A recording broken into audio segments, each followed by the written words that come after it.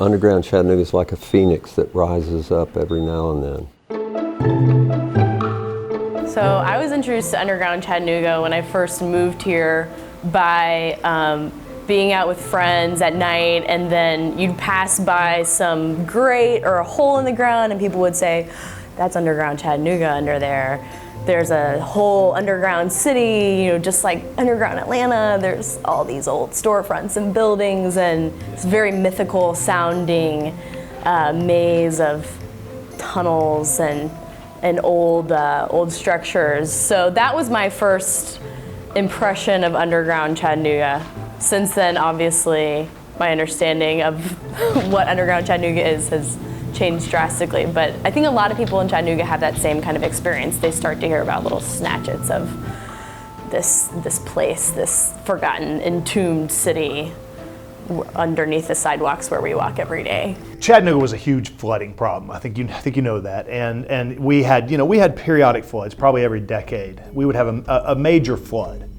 And this obviously became a problem for an area like ours because this would leave mud and residue in businesses and homes downtown. And you would have the river coming 20 to 60 feet beyond its normal levels and just devastating downtown. And so you see, after the 1867 flood, you see after the 1875 flood, you see some newspaper articles where the reporters are calling for something to be done.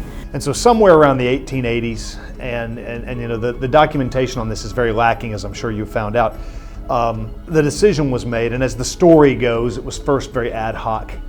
That people would, build up a little bit of their business, and then that grew over time to become more of a municipal project to build up some areas.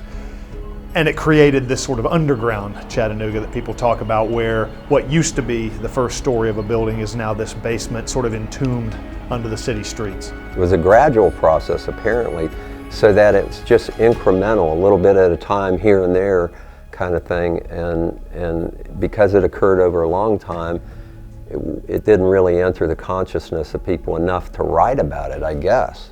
When I say there's no documentation about this process, there's a lot of discussion in the city council notes, when they took meeting notes, about doing something about it, including levy, but also raising the grade. And so they were discussing it. It was in the air. That idea was in the air. Really, to me, underground Chattanooga is very localized. I mean, when you think about it, you don't even think about all of downtown. I really think most of it was focused on a little section sort of between focused on Market and Cherry Street, sort of between 7th and 8th in that area. That was really where underground Chattanooga was, and where you can really see the areas where it was built up.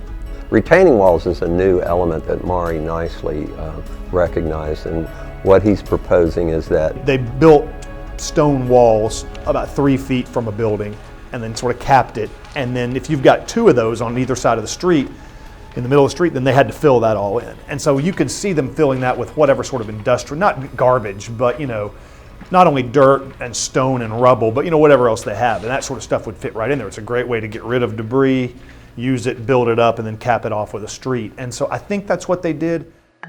So underground Chattanooga is actually a pretty limited area of the city where you can obviously see where the grades were raised. You can see some archways kind of right by the sidewalk, about ankle height or like shin height, around 7th and Cherry Street. You can see where the grade was raised. And there's other little spots like that kind of throughout the city where you can see door frames, the tops of door frames that were filled in.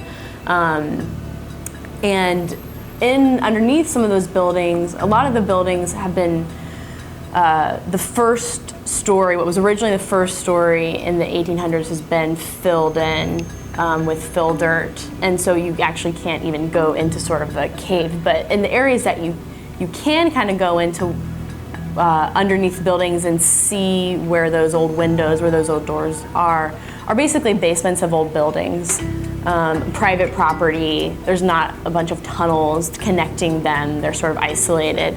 It's kind of hard to get to. Landowners are not enthusiastic about having people go in there and trip and fall in our bar. It's kind of funky. I mean, it's a lot of demolition debris, concrete, busted up concrete reinforcement bars, and it's not very, it's not amenable to tourists, I'll put it that way. And it is amenable to lawsuits if somebody gets injured. It's not the scale that people think about, and it really captures the imagination to think about, okay, so there's this whole underground city down under there. And that's really neat, but that's not what it is, you know. And people say all the time, probably once a week, someone says to me, "Can I get into underground Chattanooga?" And of course, you really can't unless you get permission from the owner. But it's not all that exciting. I always say to people, "Have you ever been in a basement?" That's kind of what it's like. It's like being in an unfinished basement. And so, you know, it's really neat and it's a cool story, but it's not exactly what I think people imagine it to be. So there's two types of underground Chattanooga. A tunnel underneath Broad Street is not the first type. It's the second type. It was a tunnel that was constructed under Broad Street, where, you know, however deep the grade was. There's two ways you can get under the ground. One is to raise the ground itself, or to go into the ground that way. Seeing very obvious doors, old windows, and it makes you really wonder what those doors were looking out on, what the view from those windows was, because now it's just dank, dingy, sort of underworld basement mess. I've heard that people have seen tree stumps at a foot under, or not a foot, a story underground. I've never seen one, so I can't vouch for it, nor can I disclaim it. It's neat. I'd love myself to see that, because it would tell you, yeah, if there is a tree trunk, a true rooted tree trunk, a story underground, well, then we've got something there. That's a great piece of evidence. I haven't seen it, and I don't even know where that was supposed to have been. 3rd Street is hollow underneath. I've actually seen that, and it's about this tall. It's concrete pillars with iron reinforcement, and that iron's rusting. So eventually, I think there's going to be a problem there. I don't know how long that concrete will last.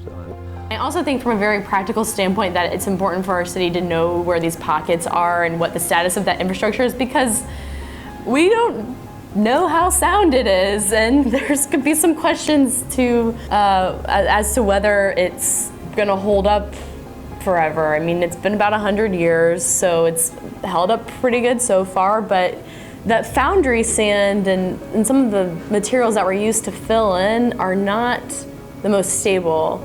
At least that's what some of the utility workers that we talked to have found, and some of the city planners, city workers have some concerns about that. And it's freaky to think when you're going over 3rd Street, you know, to get on the highway or something, that there's this much room between you and the actual ground. We saw these cabinets for holding drawers with parts, and they even had labels still on them for the parts for the trolleys that they were maintaining. And just to see the scale of it, because there's nothing on the surface. You have no, concept of how much space there is below you when you walk there. So the first time I saw that complex, that maintenance complex, it like blew me away. I became skeptical at one point where we went into a lot of places, and it was pretty clear that all the places we were going into were more modern, and they were really just basements. But you do go into some of these, and you see, a bricked up window, and I agree with you. They can't all be coal chutes. That was the fuel of choice, and they had coal chutes, and it's messy. You don't want to bring it in the lobby, so you put it in the basement. A 3-story brick building in downtown Chattanooga does not need to have 6 coal chutes, and so you do say, okay, some of these are probably windows. And then when you go down into a couple of the buildings and you see the retaining walls that were built, and you can see them in a couple, you do say, okay, well, now this makes sense that this. So there is some evidence that points to, yeah, this is not just a legend. I'm kind of nervous about 3rd Street. I generally try to avoid it. I may be overreacting. I suspect that the city does some kind of inspection because it's, you know, it's public property. The upper part is public property. That's an interesting question as to who owns what's under 3rd Street. That's the only thing that makes me nervous about underground Chattanooga. Cities start out as, you know, crossings over the river maybe at Ross's Landing, and then get big and beefy as they evolve. And to me, underground Chattanooga is just a reminder that we started out in a form that was different than what we see today.